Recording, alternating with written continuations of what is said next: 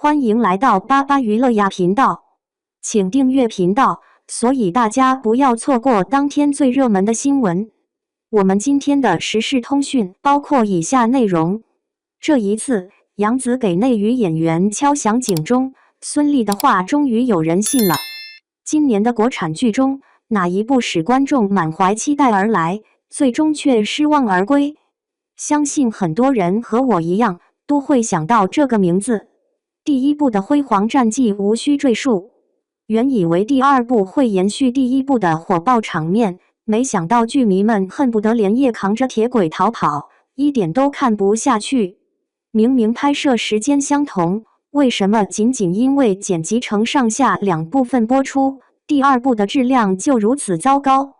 举例来说，小妖换脸这一场戏，即便是网络大电影也不会做得如此糟糕。剧组的经费用到了哪里去了？整体节奏显得极为混乱，整篇文章像是流水账一样，不必要的部分拖沓不堪，而本应详细阐述的情节却被删减得乱七八糟。比如涂山璟揭露涂山侯阴谋的情节被草草带过，完全没有爽快感。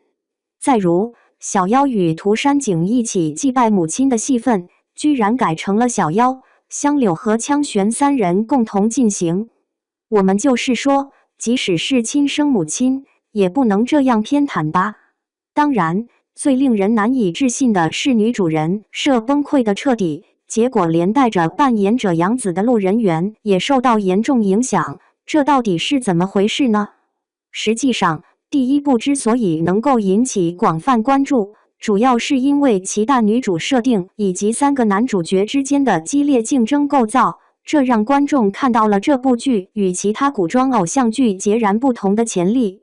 然而，在第二部中，大女主的人设已经彻底崩塌，这两个重大缺陷足以让所有观众望而却步。第一个主要问题是同时要求具备两种条件。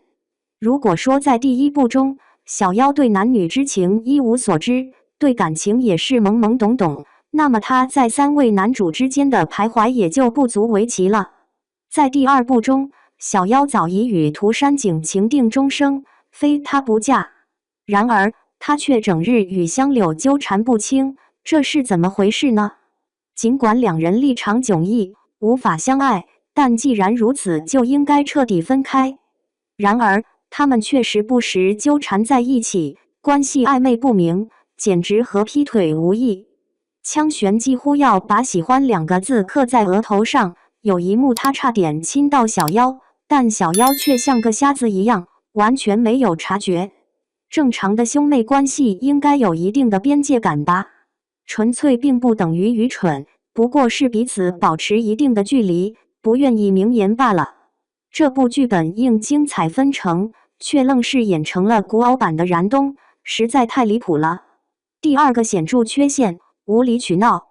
当小妖了解到父母的牺牲并非无谓，而是为了家国大义时，我曾以为以她作为大女主的格局，她能够理解父母的决定，从而放下这些年来积累的怨念。没料到这孩子竟然这么固执无动于衷。我对她的崇高情怀毫不在意，这话是大女主会说的吗？在她心里，天下苍生根本不值一提，她失去的可是整个童年，这也太荒唐了吧！如果这句话是阿念或新月说的，观众肯定不会如此惊讶。小妖，你知道吗？你的形象崩塌了。更荒唐的是，她不断追问自己的母亲，难道不担心自己会被九尾狐妖抓走天天折磨吗？这难道不是你自己做的吗？尽管他的母亲已经为他安排妥当，只要留在玉山便可安然无恙，但他却不甘寂寞，执意要跑出去。最终，他不得不自食其果，这也是他应得的报应。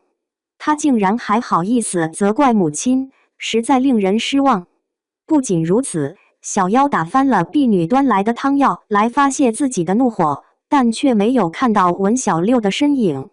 小妖为了能与涂山璟门当户对，特意舍弃了夕颜这一显赫的姓氏，这种行为无疑展现了他娇妻的风范。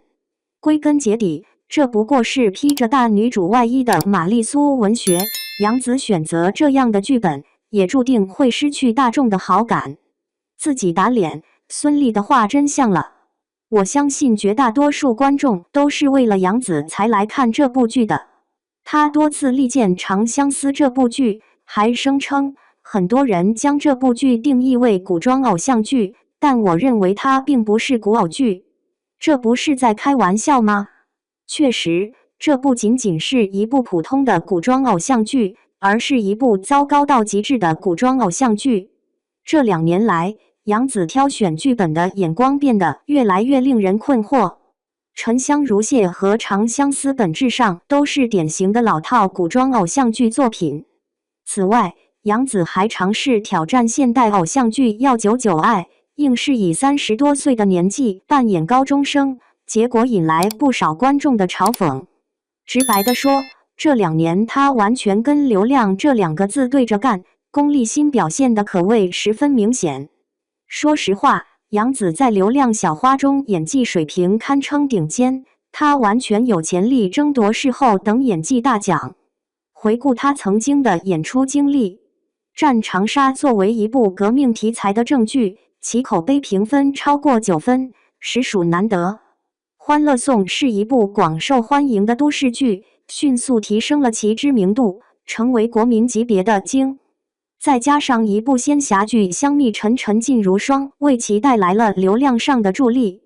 实际上，到了这个阶段，杨紫的地位已经稳固的难以撼动。她现在需要做的，不是继续沉浸在古装偶像剧中，和一群没有实际实力的流量小生纠缠，被眼前的利益蒙蔽，而是尽早转型，用精湛的演技证明自己。正如孙俪所言，演员必须珍惜自己的曝光机会，演戏时不能草率行事。艺术生命是有限的，精力也是有限的，因此要学会认真塑造角色。如果杨紫仍未认识到曝光率的重要性，眼界过于狭隘，那么再过2年，她恐怕连古偶圈也难以立足。毕竟，以她目前的颜值，要与那些更年轻的小花们竞争，越来越显得吃力。他还是尽快清醒过来为好。在总结全文的基础上，我们可以清晰地看到，通过有效的策略和方法，不仅能够提升工作效率，还能实现预期目标。通过不断探索和实践，经验的积累使我们对未来充满信心。希望这些分享的见解和方法，能够为大家的工作和生活带来启发与帮助。长相思从曾经的爆款古装偶像剧沦为如今人人喊打的过街老鼠，真是自作自受。原著奠定了良好的基础，几位演员的高人气有目共睹，尤其是杨紫的加盟，更是锦上添花。这也正是第1部取得如此出色成绩的原因。然而，第2部明显带有割韭菜的痕迹。编剧桐华在后期为了炒作情侣关系，强行让女主角与3位男主角纠缠，使得角色设定彻底崩溃，令人不忍直视。他亲自终结了自己创作中的角色。杨紫的口碑翻车，为所有内娱小花敲响了警钟。仅仅在古装偶像剧和现代偶像剧的圈子里打转是不够的，演员应该珍惜自己的曝光机会，努力寻找突破口，挑选优秀的剧本来回馈观众，不辜负他们的信任。否则，即使是杨紫也难逃功利心的反噬。